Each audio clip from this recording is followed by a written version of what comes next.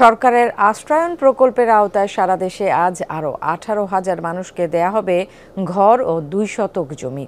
গণভবন থেকে ভার্চুয়ালি যুক্ত হয়ে গৃহহীন ও ভূমিহীনদের কাছে ঘর ও জমি হস্তান্তর করবেন প্রধানমন্ত্রী। এ বিষয়ে আরও জানাতে লালমনিরহাট থেকে যুক্ত হচ্ছেন সহকর্মী ফয়সাল মাহমুদ।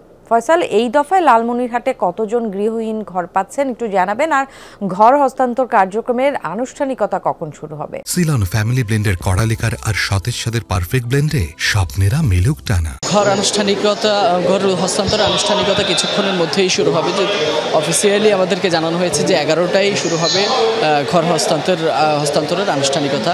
আরেকটি বিষয় হচ্ছে লালমনিরহাটে এখন পর্যন্ত কিন্তু অনেকেই ঘর পেয়েছেন। এর মধ্যে এই পর্যায়ে আপনার 1623 জন, যে আমাদেরকে যেটি বলা হয়েছে যে 1623 জনকে নতুন করে যে সকল গৃহহীন এবং ভূমিহীন আছে তাদের মাঝে ঘর হস্তান্তর করা হবে পুরো লালমনিরহাট জেলাতে।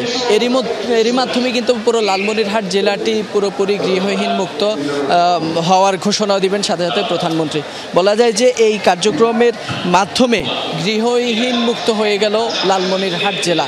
এখানকার পাঁচটি উপজেলা রয়েছে, সেখানেও কিন্তু আমরা দেখছি যে অদিতমারি উপজেলা, এর বড় উপজেলা লালমনিরহাটের, সেখানে 142 জনকে দেওয়া হবে এবং হাতীবান্ধাতে 166 জন এবং পাটগ্রাম সেখানে 99 জন। এবং প্রধানমন্ত্রী আজকে যে উপজেলায় সরাসরি যুক্ত হয়ে গৃহহীনদের মাঝে ভার্চুয়ালি যুক্ত হয়ে গৃহহীনদের মাঝে তাদের ঘরের চাবি এবং দলিল হস্তান্তর করবেন, সেই কালীগঞ্জ উপজেলায় দেওয়া হচ্ছে 875 জন।